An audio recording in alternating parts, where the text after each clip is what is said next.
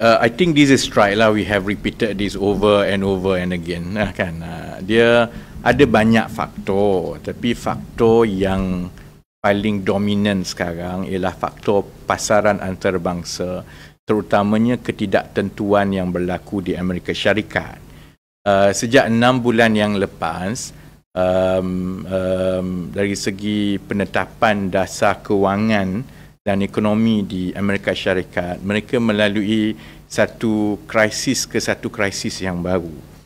Dia bermula dengan awal tahun yang mana Federal Reserve atau Bank Negara mereka mencari jalan dan belum memberi isyarat yang nyata sama ada mereka akan meneruskan dasar untuk menaikkan kadar faedah. Itu that was in early January and February kan. Jadi itu menimbulkan ketidaktentuan, dan setiap kali berlaku ketidaktentuan, maka pasaran antarabangsa untuk melindungi mereka daripada risiko, mereka akan pilih dua instrumen pelaburan yang paling selamat. Dan dua instrumen pelaburan itu ialah emas dan juga dolar. Kemudian saya ingat sekitar Februari ada kebimbangan mengenai kemampanan sektor perbankan di Amerika dan di Eropah. Dia bermula dengan syarikat bank, Silicon Valley Bank yang bermasalah, kemudian dia berjangkit kepada Credit Suisse.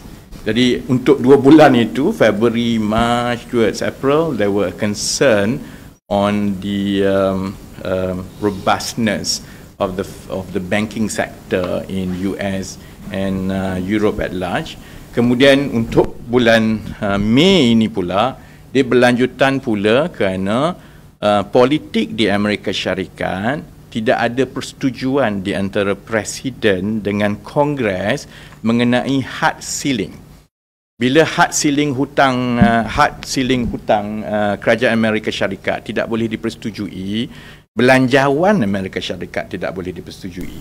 Bila tidak boleh dipersetujui, ada risiko kerajaan Amerika Syarikat tidak boleh membayar hutang. Jadi itu menyambung lagi ketidaktentuan itu. Jadi sebab itu, kalau kita tengok dari segi prestasi mata wang Malaysia, daripada Disember ke Januari awal Februari, mata wang kita mengukuh sebagai sebahagiannya ialah kerana ada kestabilan politik, sebahagiannya kerana prestasi ekonomi yang baik, jadi mengukuh sehingga ke RM4.20 untuk $1. Bermula daripada Februari itu dia mula naik kerana dia rentetan daripada krisis-krisis ini yang berada di luar kawalan kita kan. Dari segi OPR, dan sebahagiannya juga turut dipengaruhi oleh perbezaan OPR kita berbanding dengan negara-negara serantau.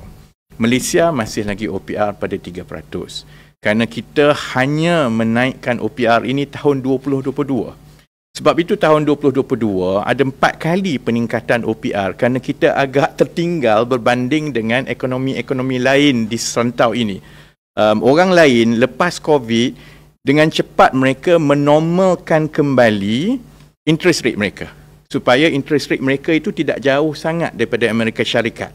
Kita lambat, mungkin sebab kita nak pilihan raya.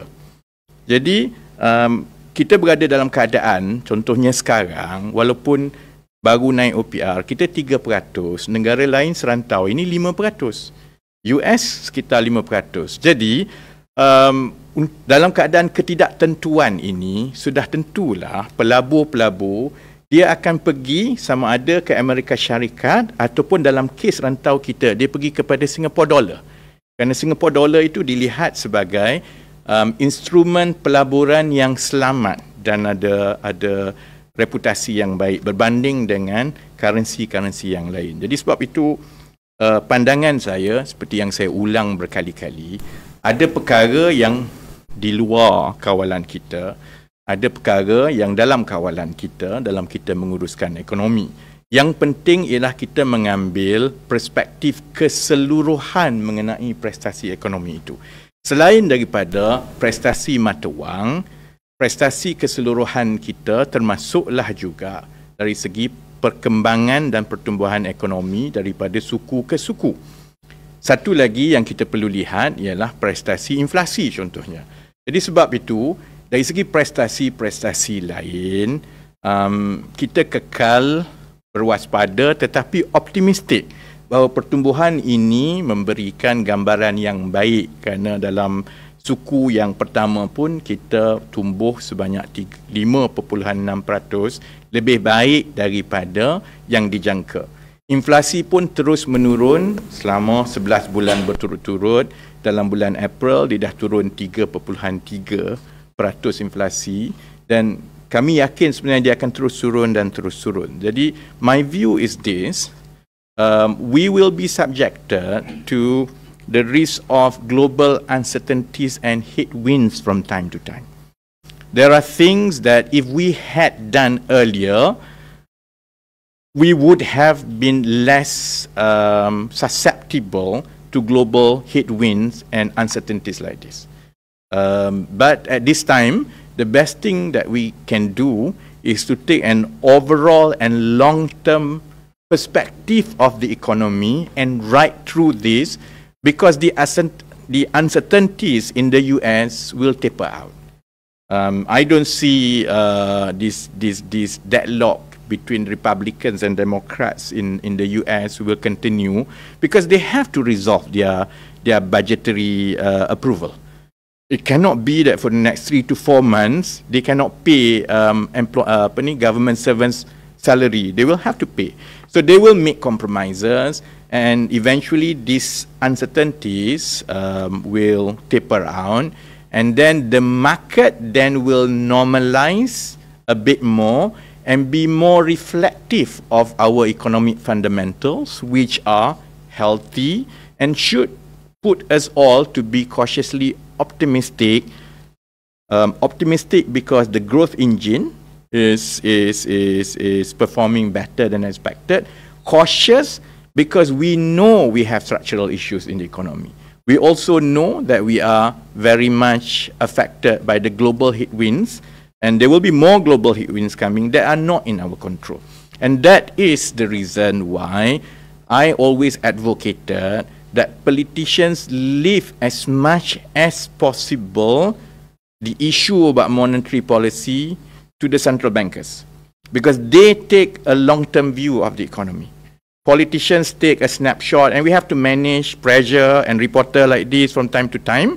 So that's why if we were to have a knee-jerk reaction about monetary policy, dia jadi kita very short-term focus. And if there is any criticism of how we end up here, is precisely that short-term reaction to economy of the past.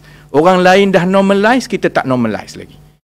And that's why I think whatever people say, we'll listen to Bank Negara, we'll consult and we'll work with Bank Negara, because the government is responsible to focus on the growth, on the capacity building, on restructuring the economy, like what we are doing today with the private sector, with the government sector. We'll focus on this. Yang perlu kita perkuatkan, and this will strengthen the fundamentals.